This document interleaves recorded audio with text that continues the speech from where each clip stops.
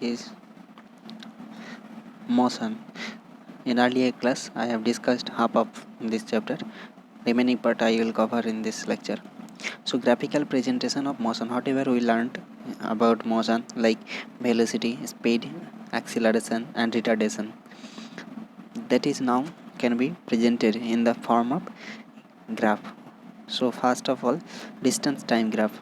So, it is simple. I would like to go directly to the distance time graph. So, see here what is showing, what is shown here.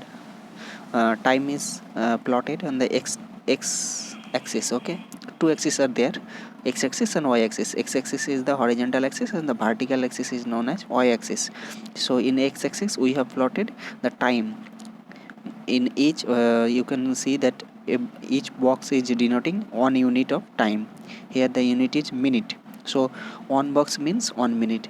Likewise you can see, so wait 1 second, this is no, okay, so 1 box is denoting here 2 minutes means 2 unit.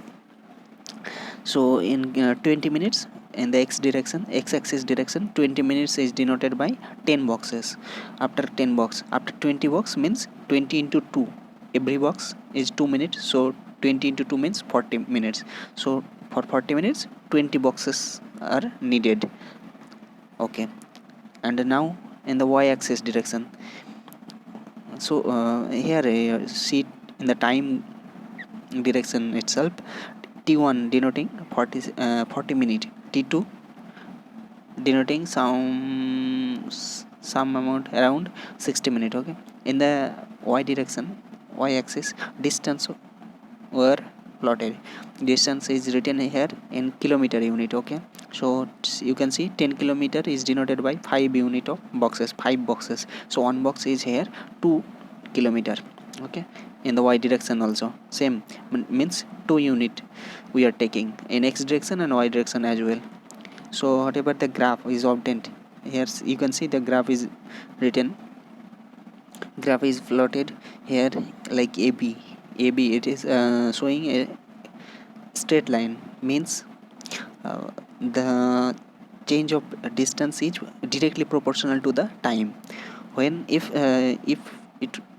it was showing like something curved and the curve is going upward, then it is for distance increasing. That distance per unit time is increasing, means rate of the distance covered by the object in unit time is increasing. That means its velocity is increasing or speed is increasing. That means it is in acceleration. If the car was towards lower side, then it was retardation. So you can see here the car is straight line. So this is actually showing the same velocity is not changing. Okay, velocity or so another thing is the slope is what here in this graph, slope can be calculated as dy by dx, means the value of y-axis divided by the value of x-axis. Means like we can take t1 time. In t1 time distance is how much? s1. So there the velocity is s1 by t1, distance by time. So s1 by t1, this is the actually slope of this graph. And slope is sometimes slope is slope can be shown in another form, that is dy by dx, means here tan theta. Tan theta means the theta is the angle between the graph, means straight line, and the x-axis. So if x-axis and the straight line is having angle of theta angle, then the tan theta is denoting the slope. The tan theta is the slope is equals to tan theta, and tan theta is equals to dy by dx. It is so dy by dx means the value of distance by time. Okay, slope will be used in the next part also. So see, v is equals to s2 minus s1 means distance covered by time taken t2 minus t1. Okay, distance traveled by, okay. So here see this graph, what we are seeing here, that with increasing the time, the distance covered by the object is increasing, means the rate is increasing per means per unit time. In per unit time, the distance covered by the object is increasing. That's why the velocity is increasing, and velocity is increasing means acceleration. So this graph is denoting that the object is in accelerated motion. Okay, this type of curve, because here slope is always increasing, means the angle between the time axis and the distance axis is always increasing. In each point you can consider, in the lower part it is less, but in the higher point it is high.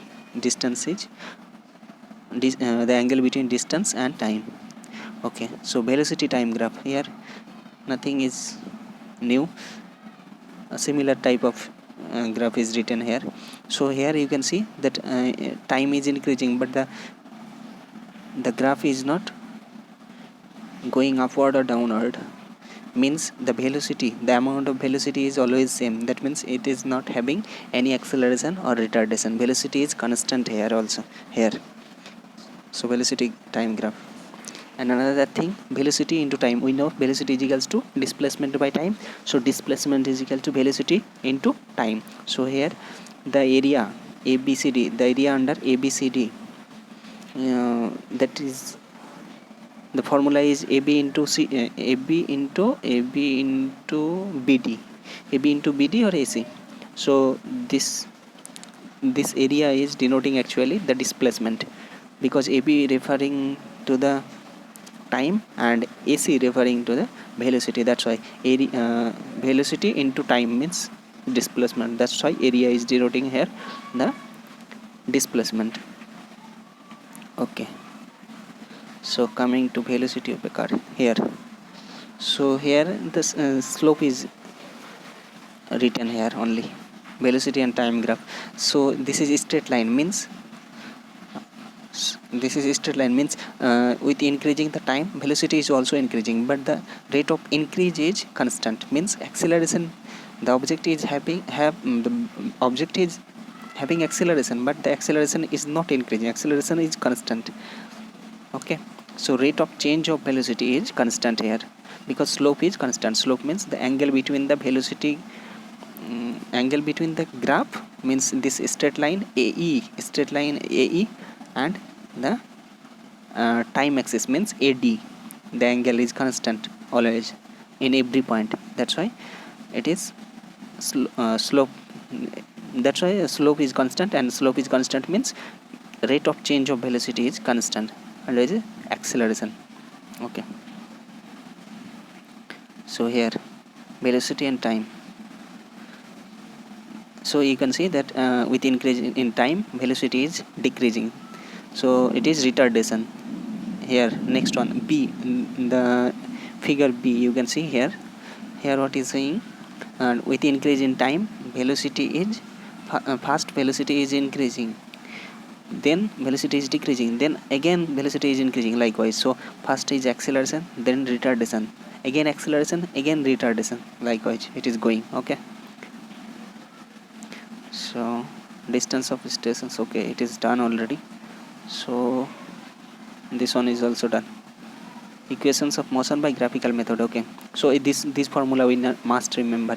V is equals to u plus at, means v is the v is the final velocity, u is the initial velocity, a is the acceleration, and t is the time taken. So if final velocity we need to calculate, then final velocity can be calculated as primary velocity plus a into t, means acceleration into time. Likewise s is the displacement, is equals to ut, initial velocity into time, plus half at square, half acceleration into t square, means time square. So likewise 2as is equals to v square minus u square. Here these three formula are for acceleration. For retardation we we have to put minus a. That is enough for changing the formula. Equation for velocity time relation. This is obtained from graphical presentation. We no need to focus on this. The main thing is we need to understand is the slope, and the slope increasing means curve is going upward, and curve is going lower means slope is decreasing. That means retardation. Okay, that is the important thing. Equation for position time relation. S is equals to ut plus half at square. These three formula we need to remember. Equation for position velocity.